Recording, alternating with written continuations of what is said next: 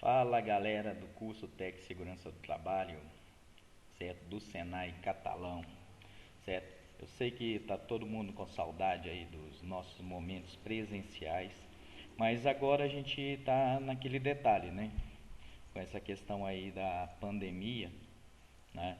Então a gente vê que ainda tem muitas restrições aí com relação ao isolamento social, principalmente no que tange a questão de aglomerações, né? A gente pede a Deus aí para estar normalizando tudo aí de uma forma assim bem rápida, no qual a gente possa estar voltando aí, estar junto aí, principalmente aí com os colegas, com os amigos, né? Se vocês estão com saudade, imagina eu, né?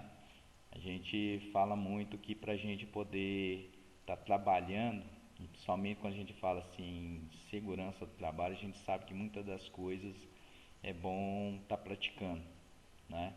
Então assim, galera, fica aí o meu agradecimento a todos vocês por tirar esse tempinho aí para a gente poder estar conversando, estar falando, né?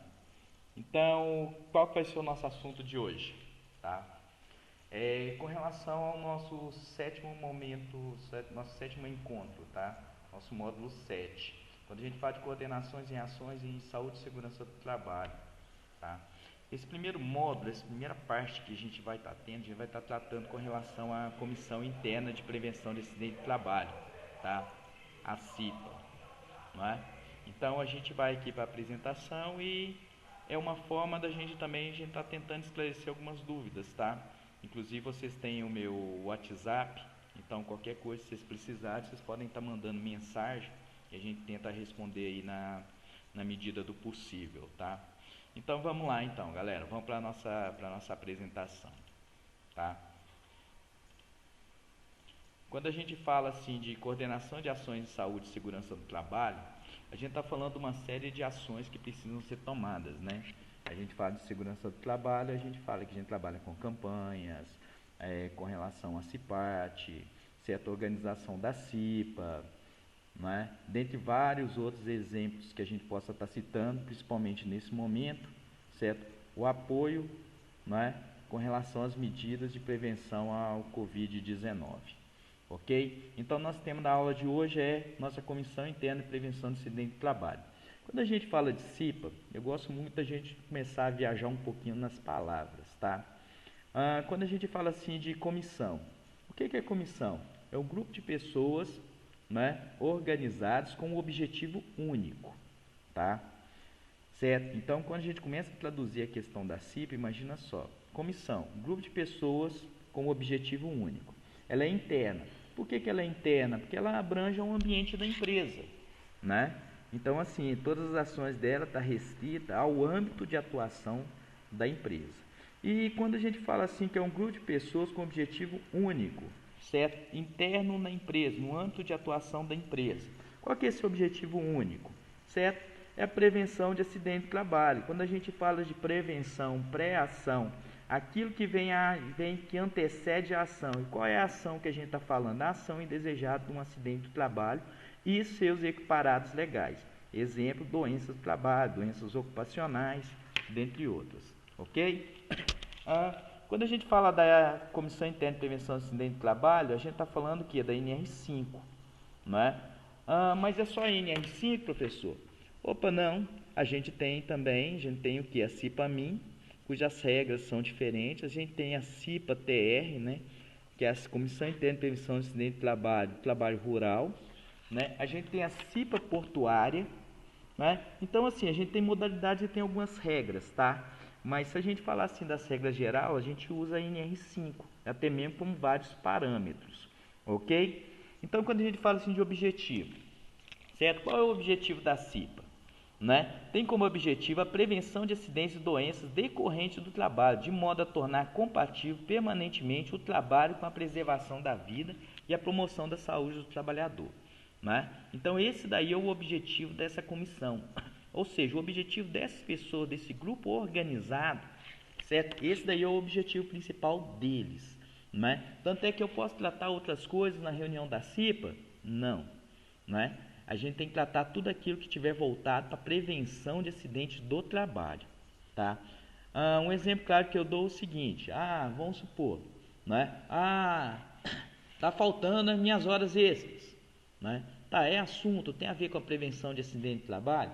A gente fala de alguns fatores psicossociais com relação à questão de irritação, não é? Mas não vai estar ligado. Questão de hora extra, tudo aquilo que não compõe, que não faz parte da prevenção de acidentes do trabalho, não podem estar imputado à CIPA. Poderia estar imputado com outras pessoas que estão lá, certo? Mas não com relação à CIPA. Um cuidado muito grande que a gente tem com relação a isso, certo? É na confecção da ata, não é? Então, assim, todas as ações que tiverem na CIPA têm que ser voltadas para a prevenção de acidente. A Constituição. Deverão constituir CIPA por estabelecimento e manter em regular funcionamento as empresas privadas, públicas, sociedades de economia mista, órgãos da administração, direta e indireta, instituições beneficentes, associações recreativas, corporativas, bem como outras instituições que admitam trabalhadores como empregados. Quando a gente fala isso, a gente está falando diretamente o quê? Todos aqueles contratos são regidos pela CLT, pela consolidação das leis trabalhistas, não é? Quando a gente fala da portaria 3214 de 1978, que estipula o quê?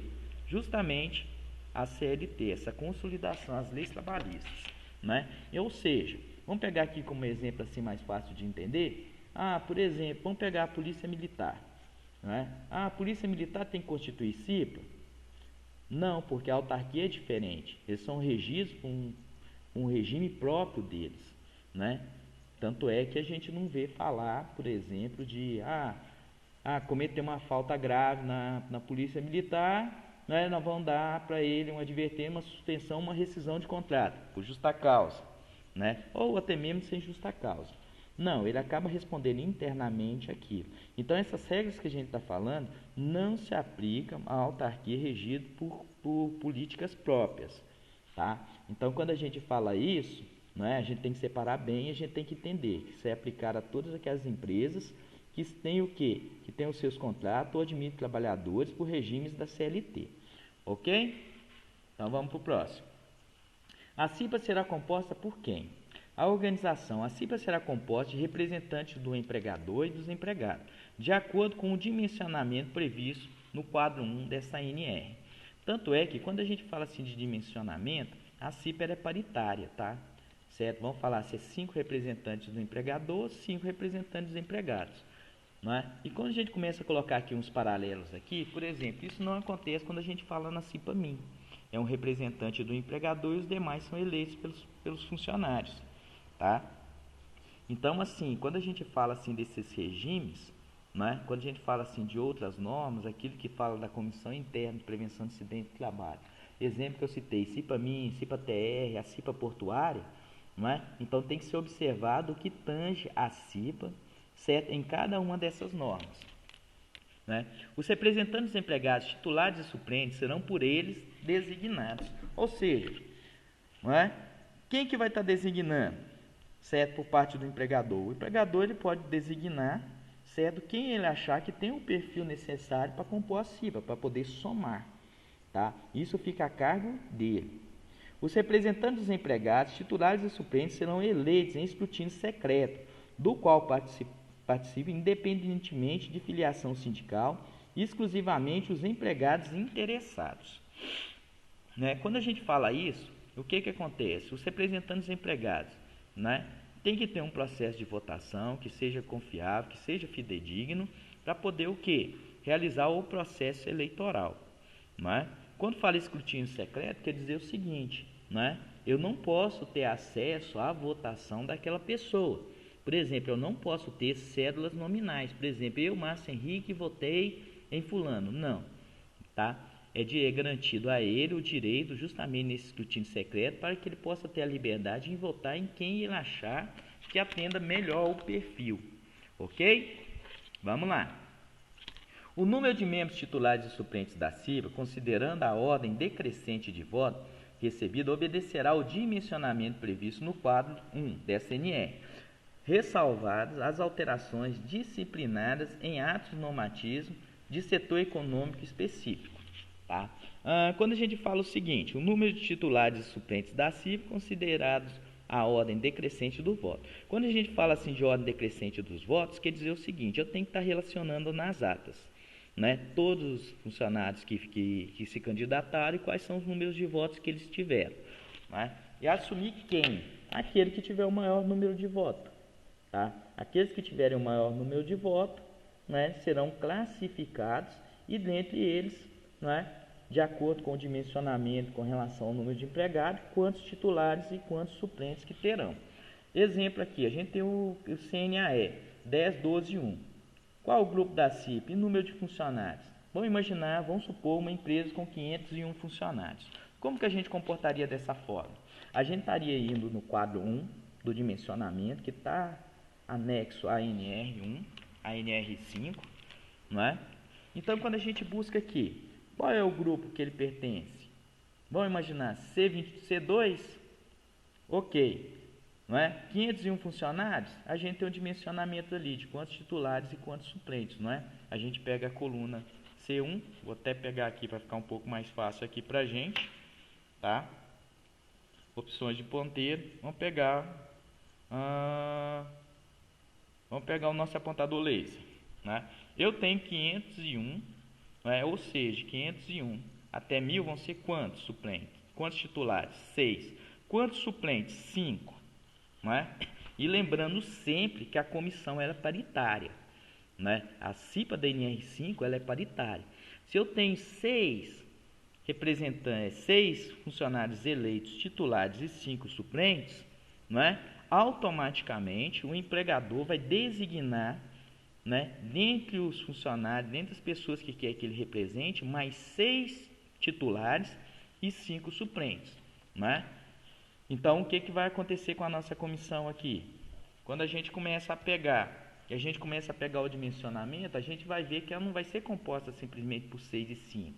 Vai ser composta por 12, né, representantes titulares e 10 suplentes, certo? Sendo que metade deles, né, ou seja, 6 e 5, vão ser eleitos pelos empregados em escrutínio fechado, em escrutínio secreto, e os outros 6 e 5 serão indicados pelo empregador. Tá, como que eu vou saber, como que eu vou achar, não é, o meu grupo? Né? Primeiramente, eu tenho que saber qual que vai ser o meu CNAE, né? Minha Classificação Nacional de Atividade Econômica, que, diga-se de passagem, certo, aqui na região o pessoal também trata muito como o CNAE, ok? Vamos imaginar, vocês lembram lá? 10, 12 e 1. 10, 12 e 1, né? Ele vai estar em qual grupo? Grupo de alimentos, né? Eu tenho o CNAE 10, 12 e 1, né? Se eu pesquisar aqui no quadro 2 da NR5, eu vou conseguir achar esses KNAI, né? Então, dentro desses KNAIs, eu vou ver qual grupo que ele vai estar pertencendo. No caso, 10, 12 e 1 pertence ao grupo C2 e a gente está falando de uma indústria de alimentos. Tranquilo? Né? Lembrem sempre que as dúvidas que vocês tiverem, vocês vão anotando aí e podem estar enviando para mim pelo WhatsApp. Ok? Aí a gente tem o que? A gente tem a relação da Classificação Nacional de Atividade Econômica, do CNAE, né, ou CNAE, certo? Correspondente ao agrupamento de dimensionamento da CIPA. Né? Lembram lá que a gente falou? O 10, 12 e 1? Abate de suína, aves e outros pequenos animais. Grupo C2. Né? A partir do momento que a gente identificou o CNAE, né, que é o CNAE, a gente identificou qual que é o grupo pertencente no dimensionamento da CIPA, fica bem mais fácil, que basta a gente voltar ali no quadro 1, que a gente vai ter essas referências com relação a esse dimensionamento. Né? Por isso que a gente teve o número de empregados, né? A gente sabia o CNAE, a gente confrontou e identificou qual que é o grupo, e a gente conseguiu identificar aqui, ó, qual a quantidade de titulares e qual a quantidade de suplente a ser eleito, né? E lembrando sempre que ela é paritária nesse caso da NR5, né? Se são 6 eleitos pelos empregados, né? 6 efetivos, 5 suplentes, deu um total de 11 cipeiros, né? E representantes do empregador, 6 titulares e 5 suplentes, deu 11 cipeiros. Então a nossa CIPA será constituída de 22 cipeiros, sendo 12 efetivos e 10 suplentes. Ok, galera? Vamos lá.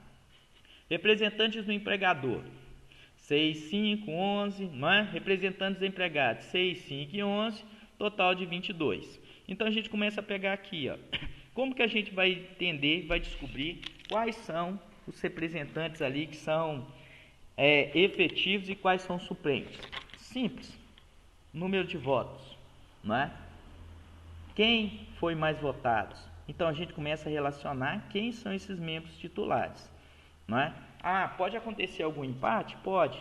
No caso de empate, assume aquele funcionário, certo, com maior tempo no estabelecimento, tempo de trabalho. Aí tem uma ressalva, tá? Tempo corrido, né? Vamos imaginar, o funcionário trabalhou aqui na empresa durante 5 anos, aí pediu demissão, né, ou foi demitido. Aí ele voltou. Ele tem 3 meses na empresa. Eu vou somar aqueles 5 anos mais 3 meses na empresa? Não, tempo corrido, certo? Quando ele saiu, ele encerrou o vínculo trabalhista com a empresa, né? Então, quando ele voltou, ele passa a quê? Ele passa a ter, né, novo período de experiência, tudo. Então, esse tempo que vai ser demonstrado vai ser um tempo corrido. Esse tempo que vai ser levado em consideração vai ser o tempo corrido na empresa. Ou seja, o tempo que ele tem no estabelecimento a partir do momento que está com o vínculo trabalhista, tá? Então, assume aquele que tiver mais tempo, não é, no estabelecimento, na empresa. Tranquilo? Vamos para o próximo. Não é? Então, aqui a gente pega os empregados designados entre seus representantes, o presidente da CIPA. O empregador ele vai designar, dentro dessa comissão, quem que vai ser o presidente, não é? Para conduzir as atividades e até mesmo para levar informação ao empregador com relação às necessidades que a comissão possa ter, não é? Exemplo simples, a CIPA ela não tem uma verba definida, certo? Por quê? Porque todas as ações da CIPA, né, elas também são em consenso com o empregador. Por quê? Quem que vai financiar isso? O empregador, né? A empresa em si ela vai financiar. Então a CIPA tem que apresentar o quê? Propostas de trabalho, né? Ou seja, para conseguir um orçamento, você tem que fazer um planejamento bem definido, um planejamento bem feito, não é? E em cima disso também buscar a aprovação, né? Buscar os recursos em cima daquilo, buscar a liberação desses recursos, tá? E os representantes dos empregados escolherão entre seus titulares o vice-presidente. Quando a gente fala assim, representantes de seus titulares, o vice-presidente, os empregados eles têm que reunir e definir com relação assim aos membros efetivos, né? Ou seja, os titulares, eles têm que eleger um vice-presidente, ou seja, uma pessoa que vai conseguir desenvolver esse trabalho, tá? Então aí fica uma dica, não é aquele mais votado, tá? É o vice-presidente, não. Os membros e titulares têm que se reunir e dentro deles, né, eleger um vice-presidente. E isso também tem que estar constado em ata, tá? Que eles se reuniram entre seus membros titulares, né? Eles elegeram aí ou escolheram, certo, o vice-presidente. Tranquilo? Vamos lá. Será indicado, de comum acordo com os membros da CIPA, um secretário e seu substituto, entre os componentes ou não da comissão, sendo nesse caso necessário a concordância do empregador. Por que tem essa parte? Porque é pelo seguinte, quando a gente fala assim de CIPA, a gente tem várias empresas, né? Quando a gente fala de secretário, ele tem uma série de atribuições que estão dentro da NR5, não é? Dentre elas, redigir ata, não é? Prestar apoio, a parte de documentação, a parte de escrituração. Então, quando a gente fala dessa parte, então tem que ser uma pessoa que tem essas habilidades, né? Que tem esse conhecimento e que tem também essa disponibilidade para estar auxiliando. Então, por isso que tem que ser eleito entre seus titulares ou não, porque a pessoa pode ou não ter essas características dentro da comissão, né? Por que tem que ser em concordância com o empregador? Porque se for também uma pessoa externa, não é? Ele vai, além do trabalho que ele vai desenvolver, ele também vai ter que desenvolver essas ações. Então, tem que estar em comum acordo, porque a CIPA vai precisar do seu calendário, das reuniões mensais. Então, tem uma série de atividades que ele tem que desenvolver. Então, assim, acaba a empresa também liberando, disponibilizando um certo tempo para que essas ações consigam se concretizar. Ok, galera? Vamos para o próximo, né? Aqui só um exemplo aqui, indicando aqui basicamente um exemplo do presidente que foi escolhido pelo empregador, né? O vice-presidente, certo? Através de reunião entre os empregados, entre os representantes dos empregados titulares, escolheram a Cristina. Ah, eu posso escolher o vice-presidente dos suplentes? Não, só dos membros titulares, ok? Né? Secretário de comum acordo. Qual a empresa? Quando a empresa não se enquadra no quadro 1 de dimensionamento da CIPA, como o empregado deverá proceder? Quando a gente fala que não enquadra, por exemplo, eu posso ter um número de empregados menor, não é, do que aquele que é exigido para um membro da CIPA, um titular e um suplente, e também um representante do empregador titular e suplente. Quando não se enquadrar em nenhum dos critérios do quadro 1, certo? O estabelecimento não se enquadra no quadro 1, a empresa designará um responsável pelo cumprimento dos objetivos dessa NR, podendo ser adotado mecanismo de participação dos empregados através de negociação coletiva. Quando a gente fala isso, vai ser o quê? Quando a gente fala que a empresa não é obrigada a constituir a CIPA, mas ela tem que indicar, certo, um preposto para cumprir e fazer cumprir todas as determinações da NR5, ou seja, né, a empresa não pode estar desamparada, certo, com relação à prevenção de acidente do trabalho. Certo? A empresa, mesmo que não se enquadre, que não tenha necessidade, a obrigatoriedade legal para constituir a CIPA, não é? Ela não está desobrigada a não cumprir, não é, os quesitos de segurança. Não é? Então, o que ela tem que fazer? Ela tem que designar, certo, um responsável por cumprir e fazer cumprir todas as determinações. Tá? E a gente está falando o seguinte, se não tem um número de funcionários suficientes, não é, para constituir uma CIPA, né, obviamente ela também não vai ter um SESMIT, né, um Serviço Especializado em Engenharia de Segurança e Medicina do Trabalho. É por isso que é muito importante, certo, a empresa sempre designar esse responsável por cumprir e fazer cumprir todas as determinações com relação à NR5. O mandato dos membros eleitos da CIPA terá a duração de 1 ano, permitindo uma reeleição. Ou seja, eu estou cumprindo o mandato, gostei demais da participação da CIPA, gostei demais da metodologia e da forma de atuação, não é? Vou me candidatar novamente. A pessoa vai, se candidata, não é? Ah, beleza, ela cumpriu a partir do momento, ganhou a primeira vez, ganhou a segunda, na terceira vez ela não vai poder candidatar. Por quê? Porque justamente o item 5.7, não é, da NR5 fala que, não é, terá do mandato terá duração de 1 ano, permitindo apenas uma reeleição. Mas a partir do momento, não é, que ela candidatou a primeira vez, a segunda vez, ficou fora a terceira vez, ela não candidatou, ela pode candidatar novamente a partir do momento que ficar fora de 1 ano, certo, com relação a ser um mandato titular, certo, ou suplente, ok? É vedada a dispensa arbitrária ou sem justa causa do empregado eleito para a cargo de direção da Comissão Interna de Prevenção de Acidente de Trabalho, desde o registro de sua candidatura até 1 ano após o final do seu mandato. Ou seja, quando a gente fala assim da candidatura, a partir do momento que a pessoa se manifesta o desejo, está aberta as inscrições para candidato da CIPA, a partir do momento que ela candidatou, não pode ser dispensado por justa causa. Isso não pode ser dispensada, certo? Justamente pelo seguinte, imagina só, vamos partir do princípio da má-fé, não é? Vamos imaginar, eu me candidatei, não é? A empresa ou alguém da empresa, ou o meu chefe falou, opa, não, eu não quero ele na CIPA, eu vou e mando ele embora, né? Você acabaria sendo um instrumento aí de inibição de candidatura. Então, assim, quando a gente pega esse texto 5.8, ele acaba sendo o quê? Um salvaguarde das pessoas para que não sejam o quê? Ocorrida a manipulação do processo eleitoral, ok? Serão garantidas aos membros da CIPA condições que não descaracterizem suas atividades normais na empresa, sendo vedada a transferência para outro estabelecimento sem a sua anuência, ressalvo os dispositivos no parágrafo 1º e 2º do artigo 469 da CLT. Quando a gente fala assim desse texto do 5.9, certo? O que ele está falando? Eu até falo que é uma coisa simples da gente entender, né? A CIPA, por ser uma comissão, vamos falar assim, é uma atribuição, né? Você tem que cumprir aquelas atribuições que estão na NR5, mas você também tem que desenvolver suas tarefas diárias, não é? Ou seja, não é? Além do seu serviço, você também vai ter aqueles serviços da CIPA, obviamente tudo de forma equilibrada, né? Então o que acontece? Porque a CIPA, e vão usar até a expressão que é comum da gente escutar, cipeiro.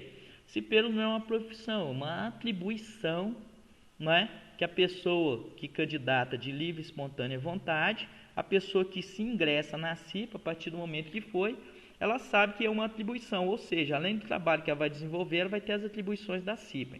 Então esse aí seria o agregamento aí de atividades, o que não caracteriza desvio de função, porque é um item previsto na CLT, ok?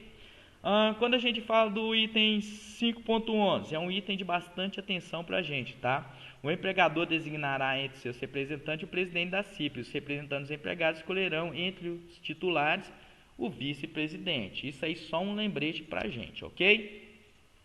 Vamos lá, 5.12. Os membros da CIP eleitos e designados serão empossados no primeiro dia útil, após o término do mandato anterior.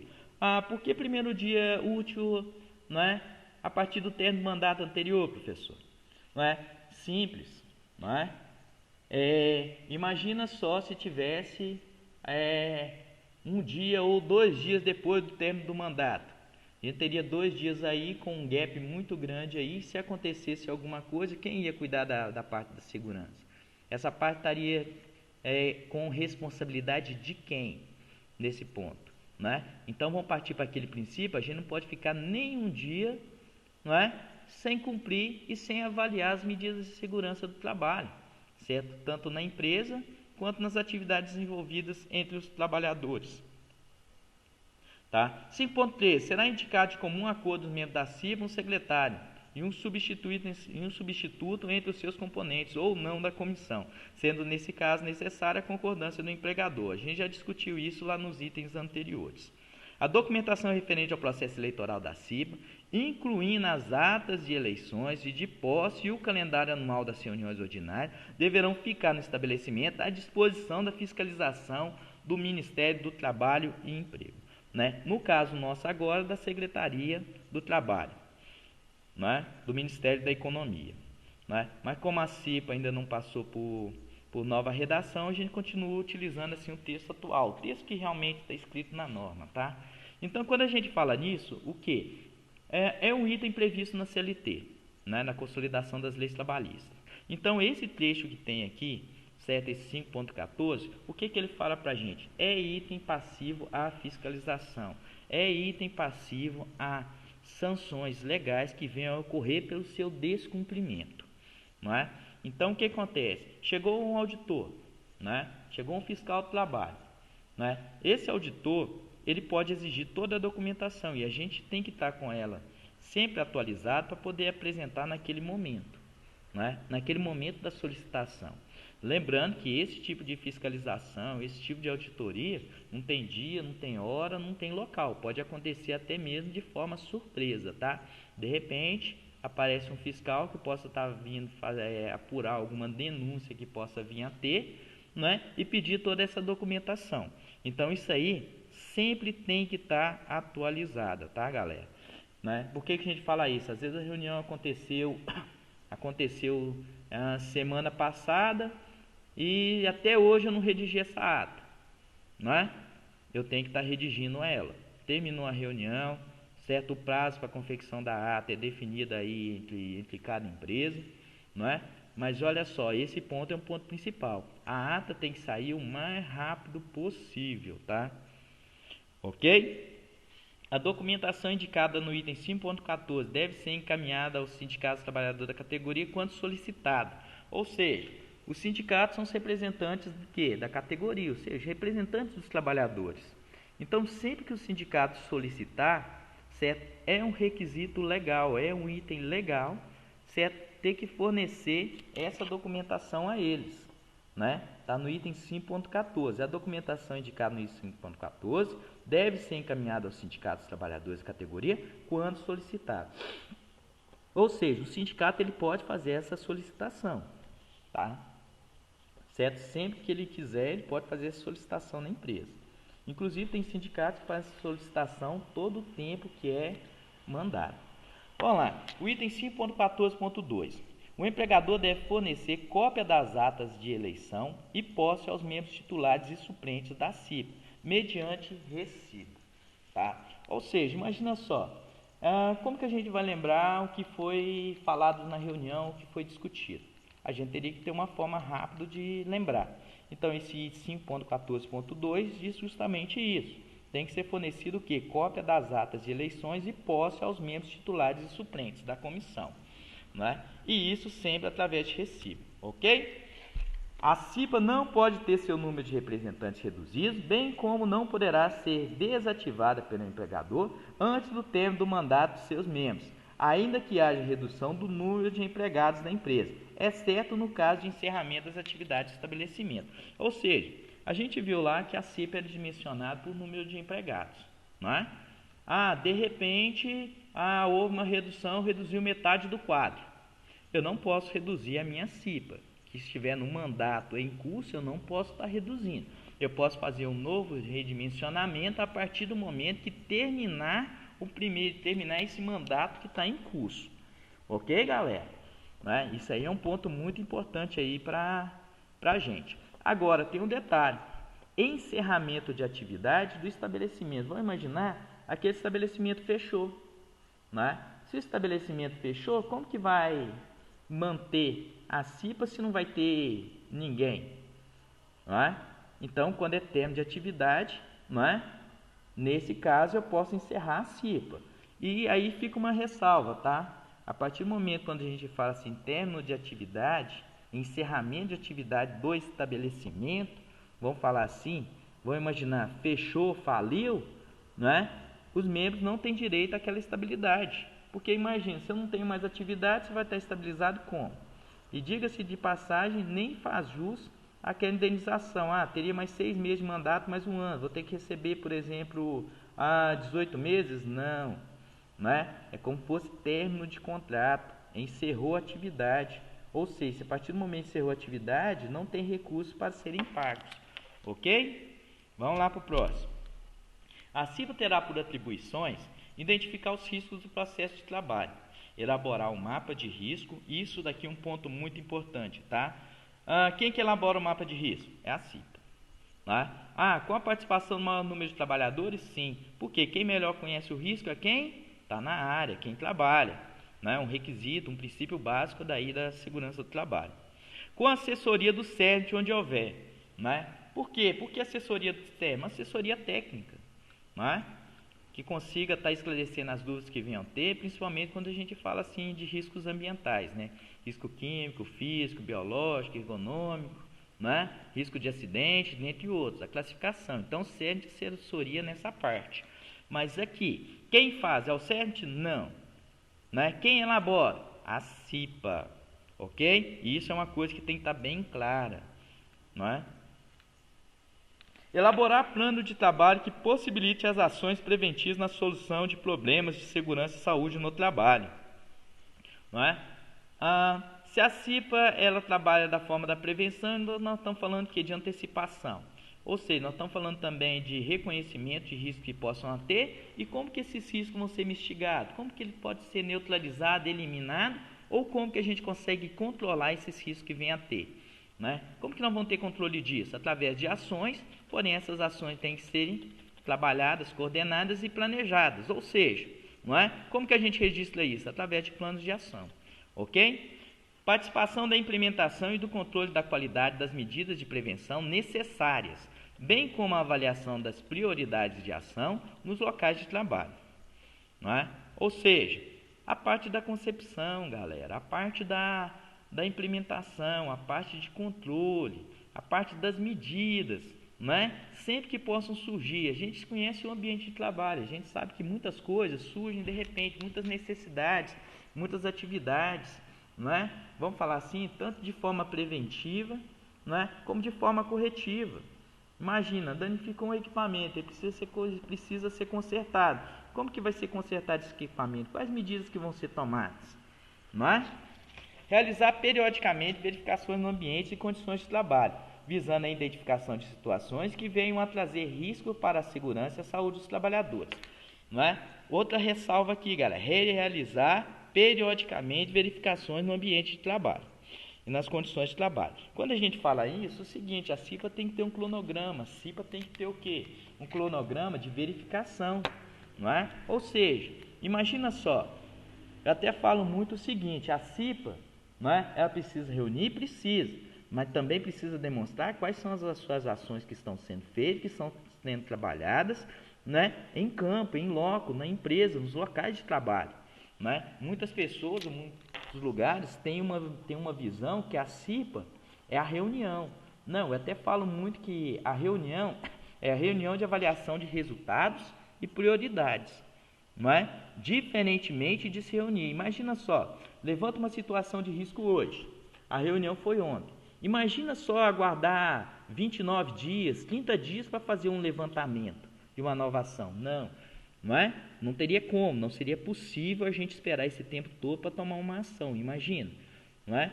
Imagina se acontecesse alguma coisa. As ações, quando a gente fala em segurança e saúde no trabalho, tem que ser tomada de forma rápida. Porque o acidente não tem hora, não tem momento, não tem hora marcada para acontecer, não é? Então, olha só. Então, isso tem que ter uma verificação periódica, tem que ter um calendário, tem que ter um cronograma. Isso para a gente falar do que? Daquelas verificações programadas. Agora, também tem aquelas verificações emergenciais, não é?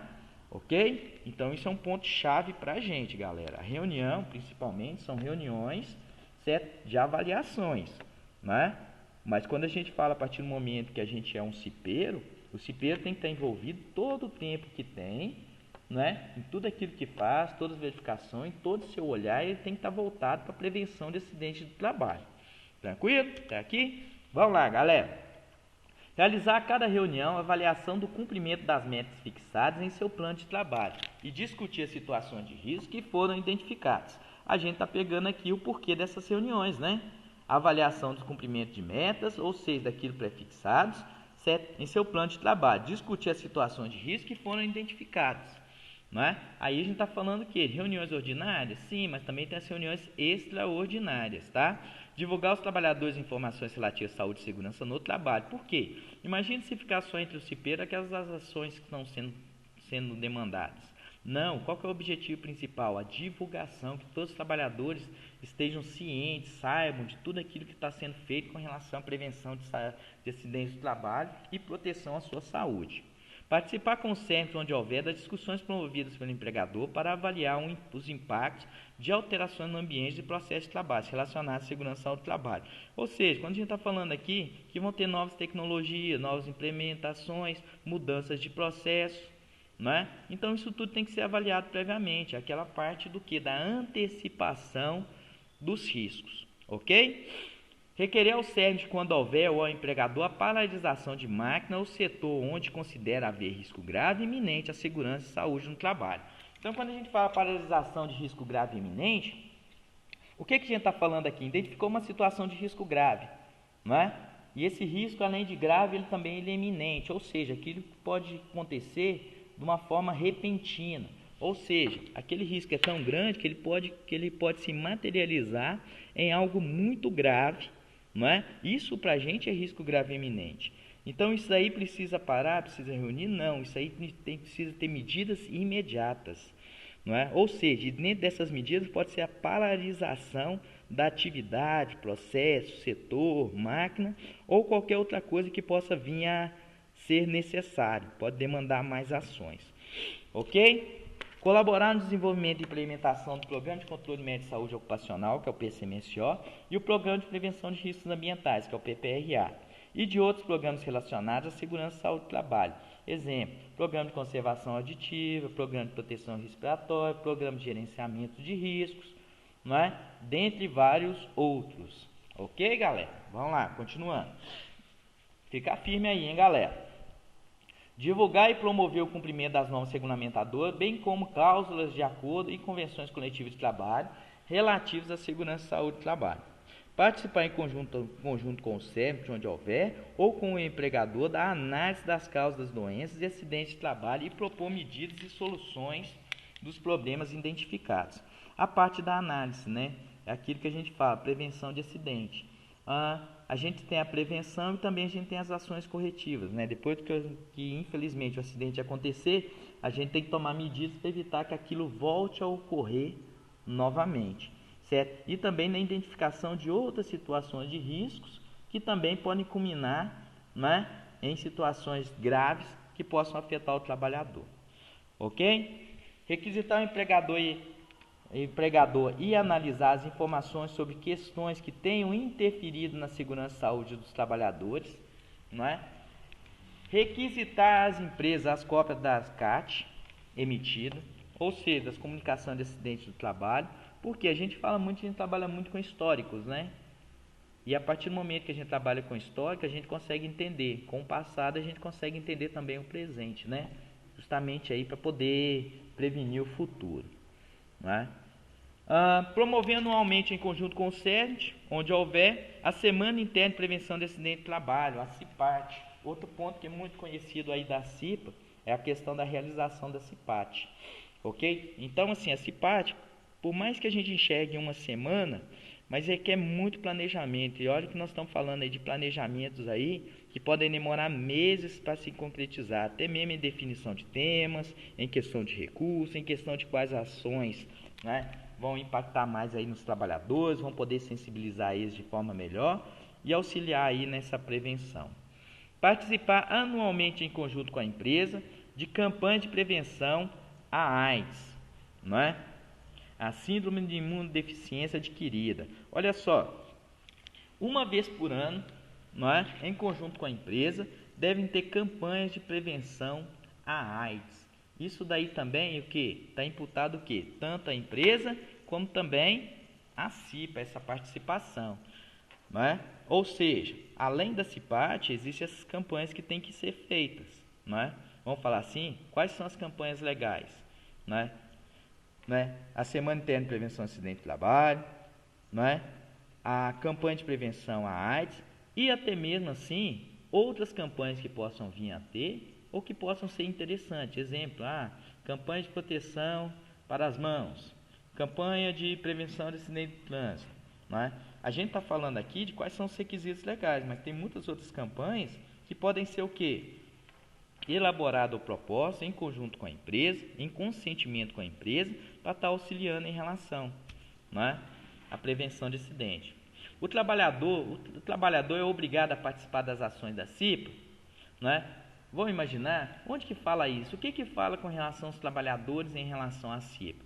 No item 5.18, cabe aos empregados participar da eleição de seus representantes, colaborar com a gestão da CIPA, indicar à CIPA e ao CERT e ao empregador situações de risco e apresentar sugestões para a melhoria das condições de trabalho, né?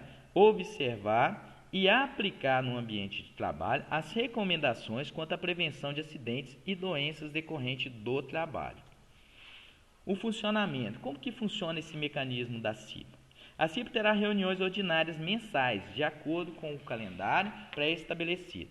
Ou seja, a CIPA ela tem que sentar, não é? Vamos falar assim, os seus membros eles têm que sentar, certo? Definir um pré-calendário de reuniões, não é? Aí a gente pega esse texto aqui, ó, reuniões ordinárias mensais. Ou seja, a CIPA tem que reunir no mínimo uma vez por mês, não é? Salvo em casos que há paralisação do estabelecimento, não é? Vamos falar assim, pegando esse momento aí que a gente está vivendo, esse momento de pandemia, né? Quantas empresas aí que ficaram fechadas, não é? Então, nesse caso, quando não tem reunião naquele período ali, basta justificar em ata, tá? Certo? Na próxima reunião, o porquê que não obteve. Por quê? Porque não teve atividades, não é? A reunião ordinária da CIPA será realizada durante o expediente normal da empresa, em local apropriado. Eu até falo que aqui a gente tem que pensar também em uma questão de logística, tá?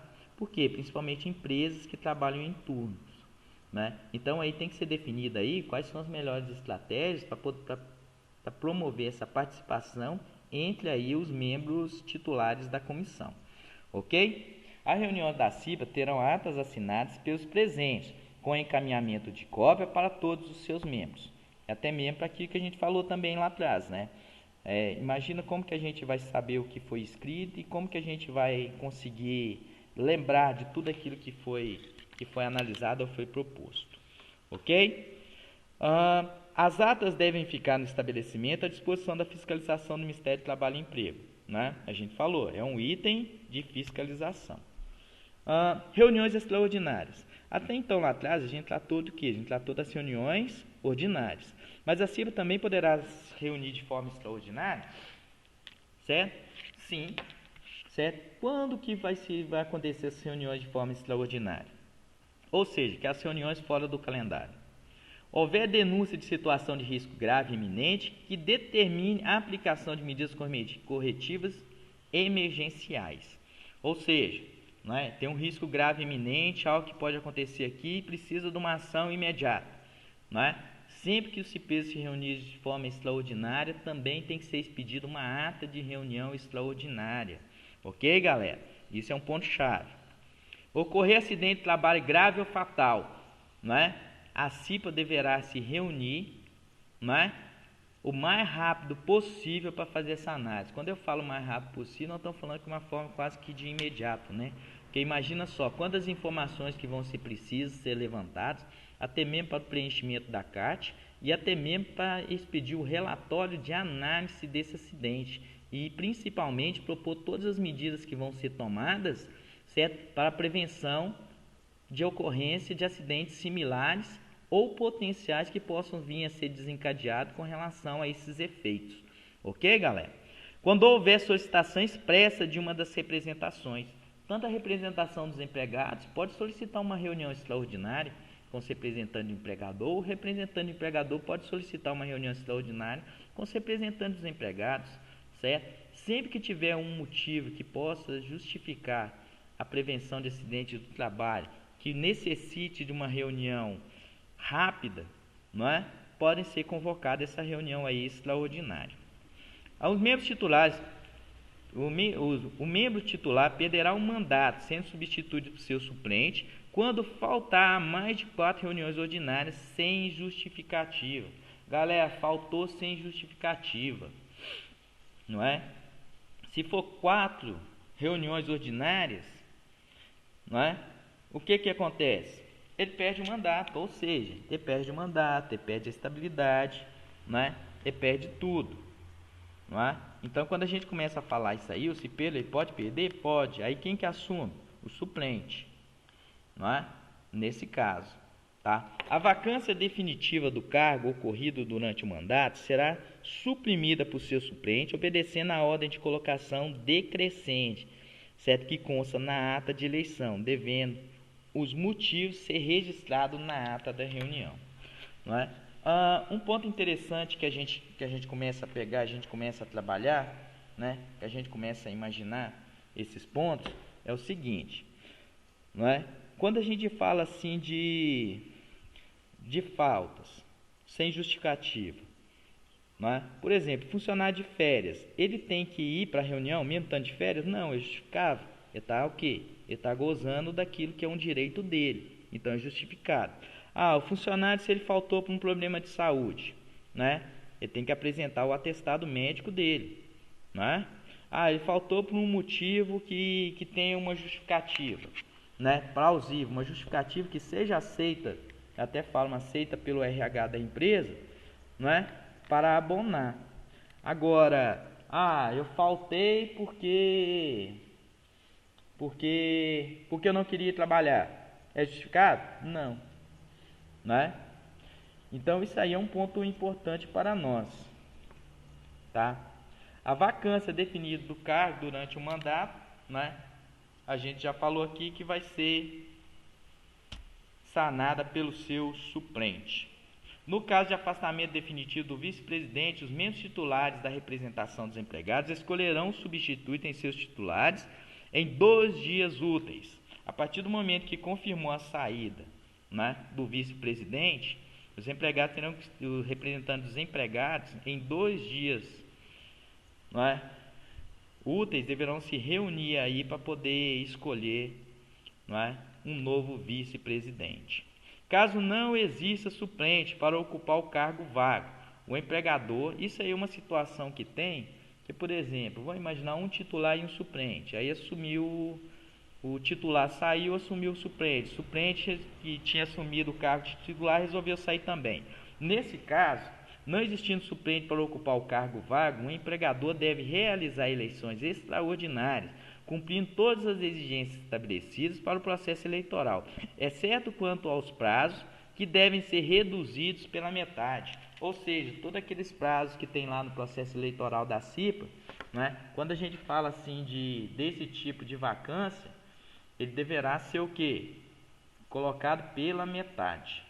Beleza, galera? Vamos lá, continuando. O mandato dos membros eleitos em processo eleitoral extraordinário devem ser compatibilizados com o mandato dos demais membros da comissão. Vamos imaginar? Ele foi eleito, tinha 2 meses só do processo eleitoral, 2 meses para vencer esse mandato da CIPA. Ele vai ter direito a esses 2 meses, ok? Com relação à estabilidade, aí ele passa a gozar de 1 ano de estabilidade após esse término, ok? Beleza. O treinamento dos membros eleitos em processo extraordinário deve ser realizado no prazo máximo de 30 dias, contados a partir da data da posse. Aqui eu gosto de fazer uma ressalva seguinte: o que está falando ali? Do prazo máximo, não é? Agora, se a gente parar para pensar, quanto mais rápido você fizer um treinamento com esse colaborador, não é? É melhor, ok? O que a norma está falando para a gente aqui com relação a esse prazo? O prazo máximo do treinamento. Né? A empresa deverá promover treinamento para os membros da CIPA, titulares e suplentes, antes da posse. Né? Porque imagina, tomou posse, aí eu vou ser treinado, né? Aí é onde que a gente entra, só se for com relação a CIPA de primeiro mandato. Uma CIPA de primeiro mandato, né? Que é o que está falando no item 5.32.1, será realizado no prazo máximo de 30 dias, contados a partir da data da posse. Mas onde eu já tenho uma CIPA que está em andamento, não é? Os colaboradores que vão integrar a nova CIPA têm que ser treinados antes do término do mandato da CIPA anterior, não é? Ou seja, a partir do momento que terminar, a CIPA já assume. Lembra lá? O mandato da CIPA acontecerá no máximo 1 dia após o término do mandato da CIPA anterior. Então, o treinamento também já tem que estar, ela tem que estar rodando 100%, todos os colaboradores já treinados. A empresa que não se enquadrar no quadro 1 promoverá anualmente treinamento para o designado responsável pelo cumprimento dos objetivos da SNR. A partir do momento que tem um proposto, um designado, eu não tenho a CIPA, mas aquele cara que vai cuidar de todas as determinações, obrigatoriedade no cumprimento da NR5, não é? Ele precisa ser treinado. Por quê? Porque imagina que você vai designar um responsável por fazer cumprir as determinações da NR5, porque a empresa não é obrigada a constituir a CIPA, mas imagine se não tiver o conhecimento básico ali, exemplo dos riscos ambientais, risco físico, químico, biológico, ergonômico, de acidente. Imagine, ele vai prevenir o quê? Vai trabalhar com qual conceito de prevenção, ok? O treinamento terá carga horária de 20 horas, distribuída em no máximo 8 horas diárias, e será realizado durante o expediente normal da empresa. Tá? Por quê? Porque constitui também horas trabalhadas, jornada de trabalho, ok? O treinamento poderá ser ministrado pelo CERT da empresa, entidade patronal, entidades trabalhadores ou por profissional que possua conhecimento sobre os temas ministrados, ok, galera? Isso daqui fala o quê? É quem pode ministrar. Exemplo, se a empresa quiser ministrar o treinamento internamente, ela pode ministrar, se ela tiver um CERT, tiver um profissional que tenha conhecimento. Agora, também pode ser feito por entidade patronal? Pode, não é? Pode ser feito também por entidades de trabalhadores, exemplo, sindicatos, ou por um profissional que venha a ser contratado para poder ministrar esse treinamento? Pode sim ser realizado, ok, galera? Processo eleitoral. 5.38. Compete ao empregador convocar eleições para a escolha dos representantes dos empregados na CIPA no prazo mínimo de 60 dias antes do término do mandato. Novamente, aqui o que a gente está falando aqui? O prazo mínimo, não é? Obviamente, eu posso começar um processo com 70 dias? Posso, não é? Certo? A empresa estabelecerá mecanismos para comunicar o início do processo eleitoral ao sindicato da categoria profissional? Sim. Por quê? Se o sindicato quiser acompanhar, ele pode acompanhar? Sim, através de solicitação prévia ele pode acompanhar. E em muitos casos, falando por experiência própria, o pessoal gosta muito de acompanhar. O presidente e o vice-presidente da CIP constituirão dentre os seus membros, no prazo mínimo de 55 dias, antes do término do mandato em curso, a Comissão Eleitoral, a CE, que será responsável pela organização e cumprimento do processo eleitoral. No estabelecimento onde não houver CIP, a Comissão Eleitoral será constituída pela empresa. Não é? O processo eleitoral obedecerá às seguintes condições: publicação e divulgação do edital em local de fácil acesso e visualização, no prazo mínimo de 45 dias, antes do término do mandato em curso. Não é? Inscrição e eleição individual, sendo que o período mínimo para inscrição será de 15 dias. É muito importante a gente estar atento a esses prazos, tá? Porque esses prazos aí são definidos, que estão dentro da NR5, são os requisitos legais. Igual nós falamos, um ponto importante, vocês estão vendo que sempre aqui está falando no prazo mínimo, não é? Ou seja, esse daí é aquele prazo que você está com a corda no pescoço. Agora, eu posso constituir em 20 dias? Ok, bacana. Liberação de inscrição para todos os empregados do estabelecimento, independente do setor ou local de trabalho, com fornecimento de comprovante. Galera, aqui o seguinte, né? Vocês estão vendo ali, liberdade de inscrição para todos os empregados do estabelecimento. Tem algum mecanismo de restrição? Não. Se o cara registrou hoje, chegou hoje na empresa, foi contratado hoje, amanhã começa o processo, se ele quiser candidatar, pode? Pode. Ok? Garantia de emprego para todos os inscritos até a eleição, ou seja, todas as pessoas que fizerem a inscrição, se candidatando para a CIPA, não é? Eles não podem ser dispensados antes da eleição. Por quê? Porque se ele ganhar, ele vai compor a CIPA e ainda vai estar estabilidade. Ok? Então, assim, nesse período de inscrição, não é? As pessoas ou os profissionais que se candidatarem, eles não podem ser demitidos sem justa causa. Tranquilo? Realização da eleição no prazo mínimo de 30 dias, não é? Antes do término do mandato da CIPA, quando houver, importantíssimo. Realização de eleição em dia normal de trabalho, respeitando os horários de turno e horários que possibilitem a participação da maioria dos empregados. Isso é um ponto-chave, tá? Tem que ser no horário, não pode ser no final de semana, não pode ser na folga, né? Se é empresa que trabalha em turno, tem que ter mecanismo, tem que ter horário de votação para que todos os turnos aí possam participar, né? O voto é secreto, tá? Eu não posso ter nenhum mecanismo aí que consiga pegar, visualizar em quem está votando. Então aí fica um ponto importante aí, porque tem muitas empresas que possuem câmera. Eu não posso colocar a urna próxima ou onde a câmera possa pegar onde a pessoa está assinando e marcando o candidato, tá? Ok? Então isso aí é uns detalhezinhos que a gente tem que estar atento. Por quê? Porque pura e simplesmente o voto é secreto. Apuração dos votos em horário normal de trabalho, com acompanhamento de representantes do empregador e dos empregados, em número a ser definido pela comissão eleitoral. A comissão eleitoral pode definir, tá? O que é de praxe? Você convidar aqui as pessoas que se candidataram para poder acompanhar aí o processo de apuração dos votos, né? Mas fica definindo por quê? Porque se for uma empresa muito grande, nós vamos ter aí uma infinidade muito grande aí de candidatos, ok? Vamos lá, faculdade de eleição por meio eletrônico. É permitido meio eletrônico? Mas um ponto-chave aqui, um ponto de bastante atenção, é que esse meio eletrônico ele tem que ser garantido o quê? O sigilo do voto e ele tem que ser confiável, ou seja, ele não pode permitir manipulações. Certo? Guarda pelo empregador de toda a documentação relativa à eleição por um período mínimo de 5 anos. Essa parte aqui é importante. Olha quando nós estamos falando aqui, ó, de todos os documentos relativos à eleição por um período de 5 anos. Nós estamos falando de atas, estamos falando de processo. Tanto é que no processo eleitoral é muito importante. Terminou, a gente fazer um book, não é? Muitas das vezes tem foto do pessoal, disposição de urnas, todo ponto. Só para vocês terem ideia, nem as cédulas podem ser descartadas. Por quê? Não envolve aí o processo eleitoral, né, relativo à eleição. Então, até aquelas cédulas de votação, elas têm que ser guardadas. Porque, por exemplo, imagine se houver uma denúncia, uma suspeita de fraude e pedir uma recontagem de votos. Imagine se você eliminar essas cédulas, né? A gente teria aí um gap aí muito grande que poderia ser considerada aí uma má fé. Desculpa.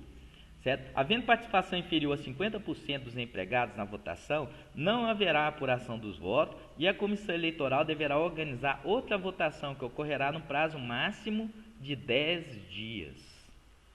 Não é?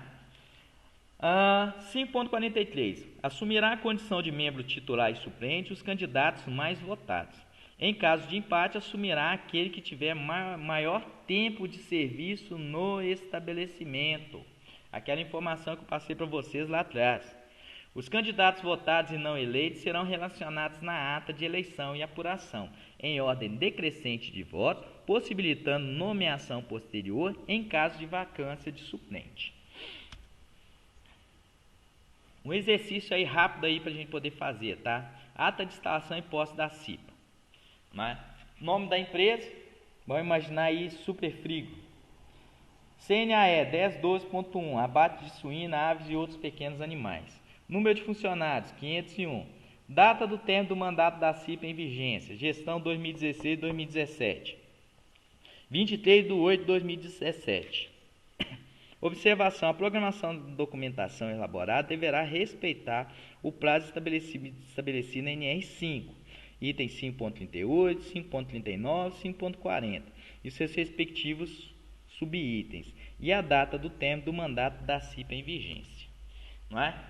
Galera, esse exercício que está aí, né? Esse exercício aqui que foi proposto, o que vocês vão fazer? Vocês vão pegar, vão estar analisando ele, vocês vão estar mandando para mim o processo eleitoral dessa CIPA, que eu vou postar para vocês no nosso grupo aí do WhatsApp. Ok, galera? Né? Deixa eu passar aqui para vocês poderem me ver também um pouquinho, né? Já que vocês estavam com tanta saudade assim, eu vou deixar um prazinho aí para vocês poderem me ver. Galera, esse exercício vocês vão estar mandando aí pro meu e-mail, tá? Vocês vão estar colocando ele ali para a gente poder pegar, para a gente poder corrigir, né? Esse exercíciozinho aí que está no final do vídeo, aquele que vocês estavam olhando, né? É um exercício de fixação. Então, assim, é importante que a gente avalie ele, ok? Então, assim, galera, muito, mas muito bom falar com vocês. Espero que todo mundo estejam bem, com saúde, com paz, seus familiares. E, assim, muita força nessa hora, galera, porque a gente sabe, é um período atípico, né? É um período que vamos falar assim, é um período que nem a gente imaginava que a gente ia conseguir, que a gente iria passar por isso. Então a gente pede a Deus que passe rápido, que rapidinho a gente possa estar aí junto aí, possa estar encontrando, podemos estar rindo um pouquinho, mas conversando com os colegas aí, abraçando, né? E desejo a todos aí muitas felicidades e um grande abraço, e podem contar porque aqui vocês têm um amigo. Além da gente estar desenvolvendo um trabalho junto, né? Vocês podem ter certeza aí, eu tenho um apreço, uma amizade muito grande aí para todos. E qualquer coisa que vocês precisarem, vocês sabem aí onde que me acha, né? Vocês podem mandar aí mensagem aí pelo WhatsApp, pelos meios de comunicação que a gente tem aí disponibilizados, até mesmo aí pelo AVA. Ok, galera? Abraço para vocês, né? Boa sorte a todos e fiquem com Deus, tá? Vamos finalizar aqui a nossa